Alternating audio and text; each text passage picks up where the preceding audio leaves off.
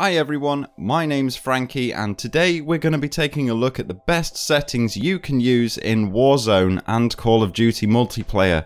The settings in Warzone can be a little bit daunting if you're looking to set things up so that you can become a better player, where most of the descriptions against the settings are so vague and you don't exactly know what they do, so you just leave them alone and forget about it.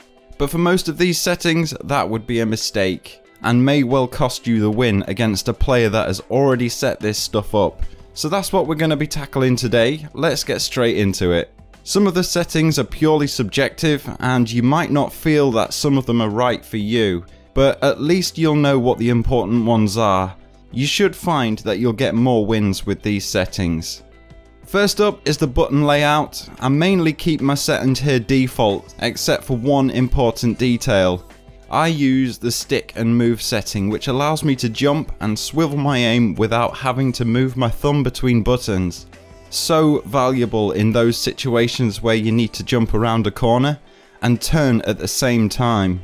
It saves unnecessary movement of your hands and will make the split-second difference between life and death.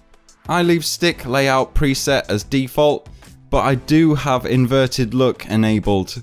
This goes back to my childhood when inverted look was just the default feature, so this feels most comfortable to me, but it has no tactical advantage.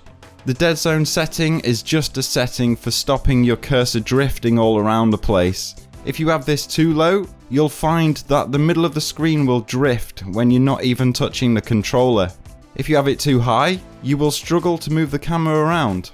So you need to find a threshold where the drifting stops, but keep the setting as low as possible. You can do this by putting the setting to 0, boot into a private lobby, then aim at a dot on a wall and keep bumping up the setting until the drifting stops. This may be different for everyone's controller, but for mine, this was a setting of 0.05 where it stopped the drift. Stick sensitivity is down to your own preference really. Too high and you'll lose the ability to consistently aim at a target. Too low and you'll struggle to turn fast enough. This one is all about finding the right balance for you, but still keeping it as high as you're comfortable with. I've kept my ADS sensitivity on the default because I'm using a lower stick sensitivity.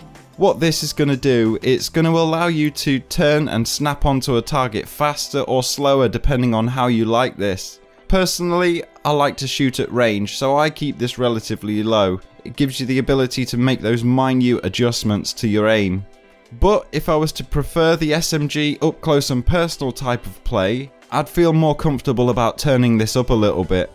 A hugely helpful tip here is to turn off controller vibration.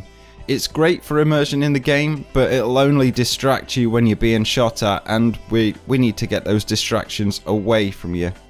Aim assist settings, leave it alone, there's no need to touch this one. Leaving this one as default is the best, so you can leave that alone. For the weapon settings, there's nothing in here really that you need to be touching, apart from the use reload behaviour, where I've got this set to contextual tap, so I can interact with things like ground loot with just the tap of a button, rather than having to hold anything down. Too often, I found that I was there holding the button to pick up a gun after parachuting in, and someone was on my tail, and I just needed to pick up that Uzi, turn and fire, but I was held up because I had to hold the button down in order to pick something up. In the movement section, I pretty much left this all as default except for the slide behaviour. I had this on default for a while, but I found that when I set this to tap, I could tap to slide and return to the sticks much quicker to face an enemy. It makes sliding a bit more elegant from your side, which means those slides around corners are nice and smooth.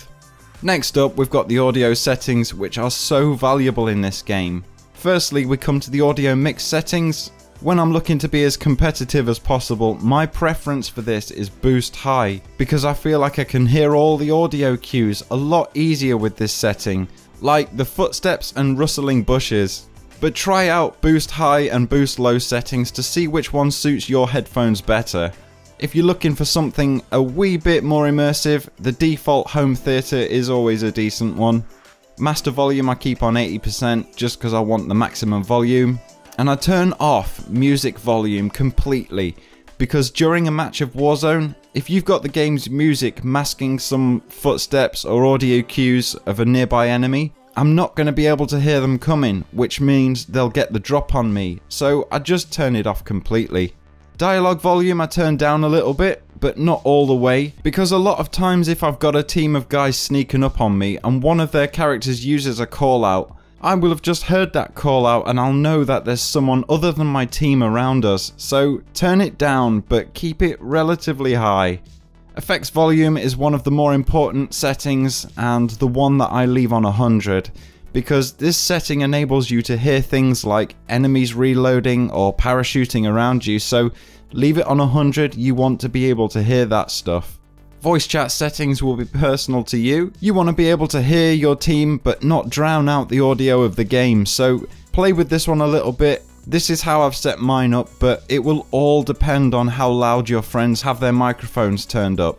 Quickly then, in general settings, a lot of these settings will be down to your own TV setup and personal preference, so you'll just want to play around with this stuff, but there are some things in here that will make other players more visible to you when out in the Warzone world. The first one is film grain. Set this to 0. This setting's all well and good and it'll make things look pretty, but if you want higher visibility, turn this one completely off. The colorblind type and target you'll need to play with, but make sure you set this up so you can clearly or almost clearly see the numbers in the circles.